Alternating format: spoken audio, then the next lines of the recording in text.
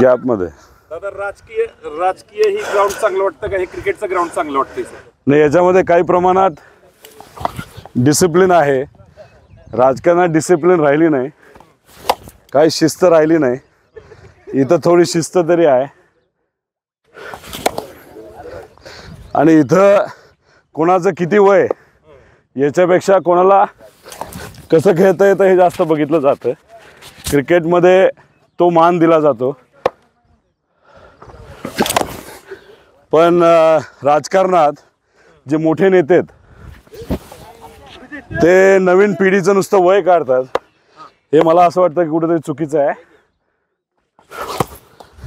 आणि इथं सगळेच प्लेयर एकत्रित येऊन एका जोमाने क्रिकेट खेळतात ही चांगली गोष्ट आहे.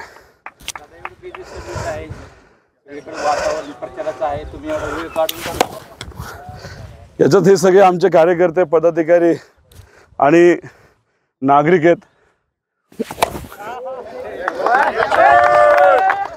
ज्यांनी हे इलेक्शन ताब्यात घेतलेलं आहे. त्यांची विनंती होती की क्रिकेट थोडंसं खेळावं, विनंतीला मान देणं हे आमच्या सगळ्यांची जबाबदारी आहे. म्हणून आम्ही इथं त्यांच्यावर क्रिकेट खेळतोय. थोडं प्रेशर पण कमी होतं. दादा प्रेशर आहे का? पण दादा दादा प्रेशर आहे का? प्रेशर आहे ना. प्रेशर असं आहे, सुप्रियाताईंची लीड आता आम्ही 3 लाख बघतोय. 5 लाख करायचं प्रेशर आमच्यावर आहे. अशा प्रकारचं प्रेशर आम्ही घेतलेलं आहे.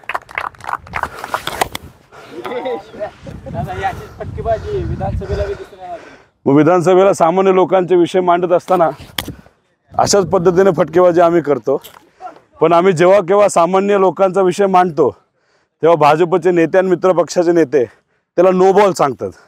म्हणजे सामान्य लोकांचा विषय नो बॉल, पण सत्तेचा, पदाचा एखादा विषय असेल तर तो यॉर्कर. हे जे आहे ते योग्य नाही असं आमचं मत आहे. नाही, अंपायर मॅनेज झालाय. दादा मग आता हे दादा